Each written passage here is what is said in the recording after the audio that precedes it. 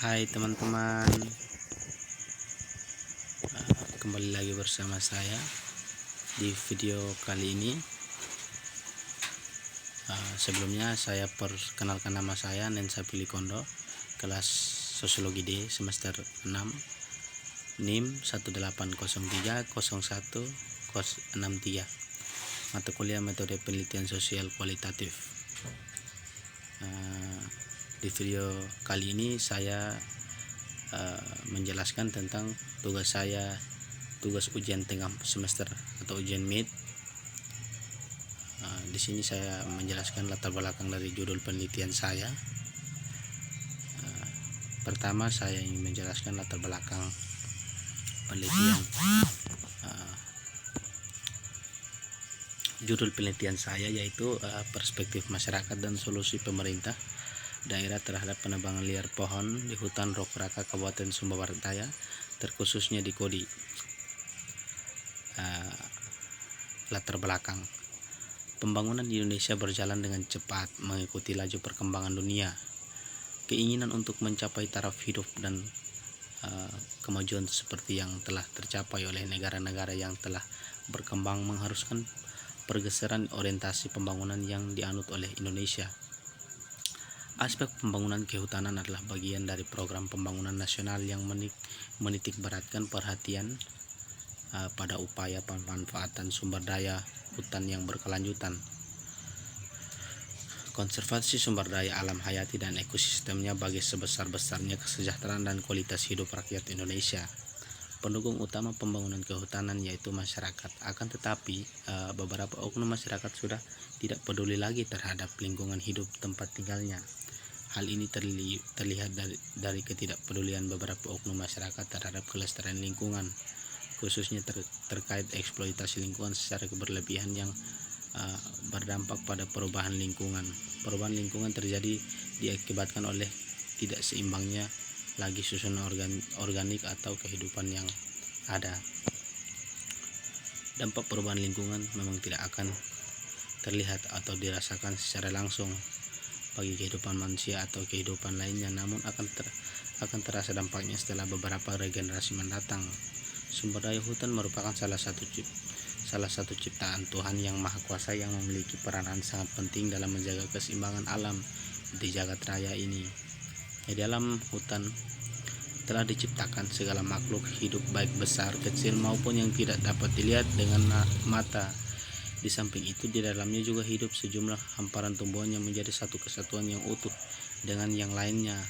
Hamparan tumbuh-tumbuhan dalam hutan merupakan sumber kekayaan yang wajib dikelola dengan baik yang dipergunakan untuk membangun bangsa dan negara.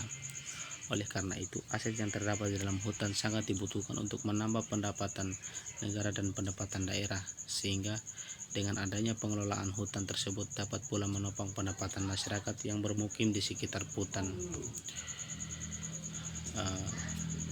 Di wilayah Kabupaten Sumba Barat Daya, Provinsi Nusa Tenggara Timur, terdapat kawasan hutan dengan nama Hutan Rokraka dan berstatus hutan lindung. Kawasan hutan ini merupakan kebanggaan daerah dan masyarakat.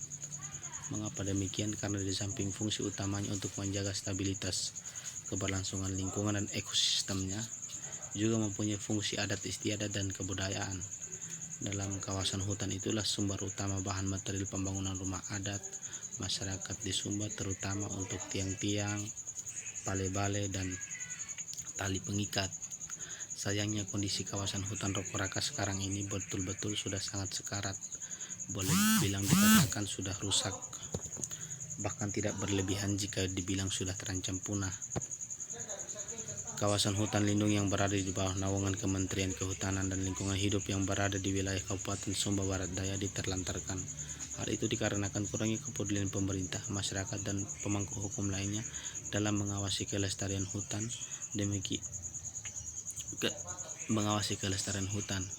Demikian disampaikan Immanuel Horo SE selaku pemerintah Kabupaten, mantan asisten 1 bidang pemerintahan dan Kesra Kabupaten Sumba Barat Daya. Immanuel menyebutkan bahwa kawasan hutan milik negara yang berada di sekitar Desa Kenduela, Mangganipi, Hutan Jati Kalembudanga, Watu Kaweda, Rokoraka di Desa Werena, serta beberapa tempat lain sudah mulai gundul. Kekeliruan penafsiran kepemilikan terhadap hutan lindung oleh masyarakat terutama pemerintah menjadi persoalan yang utama. Ia menjelaskan bahwa secara administrasi kawasan hutan sudah dihandle oleh pemerintah provinsi. Dengan hal itu bukan berarti Pemda atau masyarakat tidak menjaga penghijauan hutan. Selain itu, dirinya sangat prihatin dengan penebangan liar yang semakin berkembang. Namun ia mengaku bahwa lemahnya pengawasan menjadi kendala dalam menjaga ekosistem hutan. Ia juga berharap supaya komunikasi yang baik antara Pemda dan pemerintah pusat maupun masyarakat dapat berjalan dengan baik, sebab kegundulan hutan akan berdampak pada kerugian masyarakat SPD sendiri. Di kesempatan itu dirinya mengakui sangat merasa kecewa ketika melihat kawasan hutan wisata Rokoraka di Desa Werena yang terabaikan. Kata Immanuel, hutan wisata itu sangat berpotensi kalau dikelola dengan baik, apalagi berada di pinggir jalan provinsi dan kabupaten. Saya berikan contoh, ujarnya. Di hutan Tanah Daro yang menjadi salah satu hutan lindung, masyarakat ambil kayu mati saja bisa dipidanakan karena itu sudah diatur oleh undang-undang. Kalau saja SPD menegakkan aturan yang baik, maka kelestarian hutan akan tetap terjaga. Benar, kawasan hutan lindung di SPD sudah dialihkan ke pemerintahan pusat, tetapi kita harus menjaga dan mengawasi juga, kata Immanuel.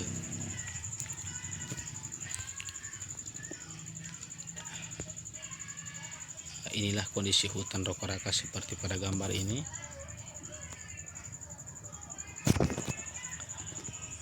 Seperti pada gambar ini kondisinya.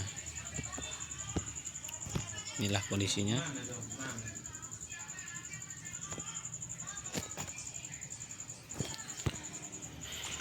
Mengenai hal itu, Supriyadi mengemukakan bahwa kalau hutan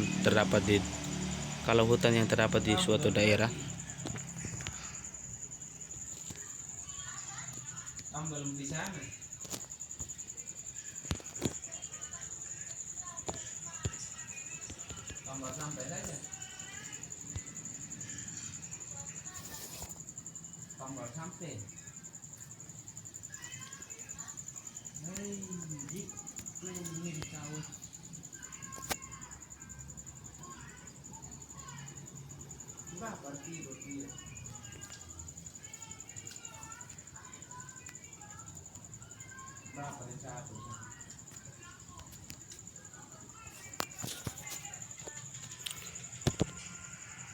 mohon maaf.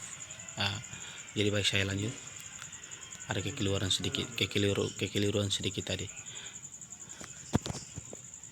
Inilah kondisi hutan Rokoraka saat ini seperti pada gambar di bawah ini.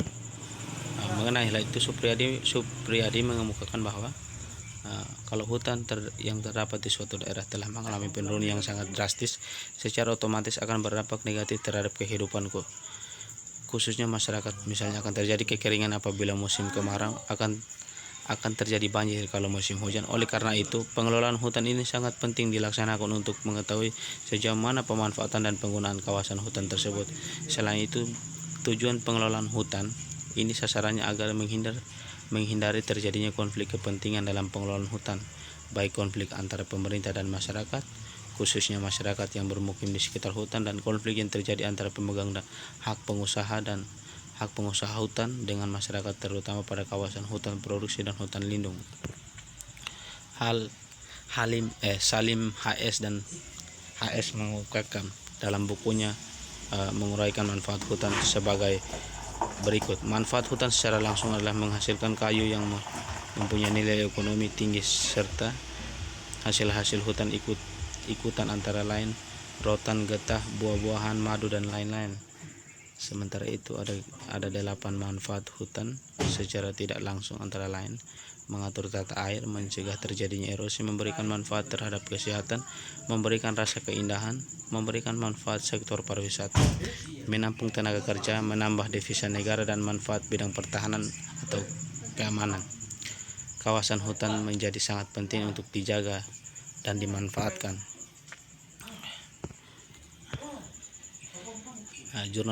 jurnal pertama, yaitu upaya masyarakat dalam pencegahan dan pemberantasan pembelakan liar di Indonesia oleh Fuji Narindrani, diterbitkan tahun 2008. Hutan adalah anugerah Tuhan Yang Maha Esa yang dianugerahkan kepada bangsa Indonesia sebagai sebuah karunia kekayaan alam yang tak ternilai harganya. Wajib disyukuri karena hutan harus diurus dan dimanfaatkan dengan akhlak mulia dalam rangka beribadah sebagai wujud syukur kepada Tuhan Yang Maha Esa. Dalam penelitian diharapkan untuk pemerintah harus meredam masalah ini agar tidak menjadi tradisi karena ketika sudah tidak dihimbau, masyarakat merasa bahwa pemerintah sudah lepas kendali sehingga mereka merasa bebas. Adapun metode yang digunakan yaitu metode penelitian hukum normatif, yaitu suatu penelitian yang dilakukan didasarkan pada ketentuan-ketentuan yang seharusnya. Kerusakan hutan dan penurunan sumber daya hutan akibat penambangan terkhususnya di Sumba Barat Daya, hutan Rokok Raka yang merupakan kawasan konservasi. Pemerintah menciptakan lingkungan politik dan hukum serta kebijakan kondusif yang transparan. Sektor swasta menciptakan pekerjaan dan pendapatan, sedangkan masyarakat berperan positif dan dalam interaksi sosial, ekonomi, dan politik, khususnya dalam mendukung program pembangunan kehutanan. Diperlukan upaya penegakan hukum secara sinergis oleh berbagai pihak pada semua tingkatan serta berefek jerah dan tidak menimbulkan kecemburuan akibat ketidakadilan. Untuk pengelolaan hutan harus melibatkan seluruh lapisan masyarakat untuk saling berinteraksi dan menjalankan fungsinya masing-masing. Persamaan dengan judul saya adalah sama-sama menggunakan metode penelitian kualitatif, dan tujuan utama dari bunyi judul yaitu sama-sama mengkaji tentang pembabatan hutan secara liar. Perbedaan dengan judul saya ialah di atas tidak disertakan dengan solusi atau pendapat pemerintah, sedangkan penelitian saya disertakan dengan solusi pemerintah daerah. Kekuatan yaitu mempunyai landasan yang kuat tentang undang-undang dan terstruktur sistematis. Kelemahan dari penelitian ialah tidak bisa menjawab semua pertanyaan-pertanyaan tentang hutan dengan masalah yang berkaitan karena bagaimanapun segala sesuatu ada batasan masing-masing. Mungkin ini yang saya bisa jelaskan dari tugas UTS saya. Mohon maaf kalau ada kata-kata yang tidak berkenan atau salah dalam pengucapan saya mohon maaf.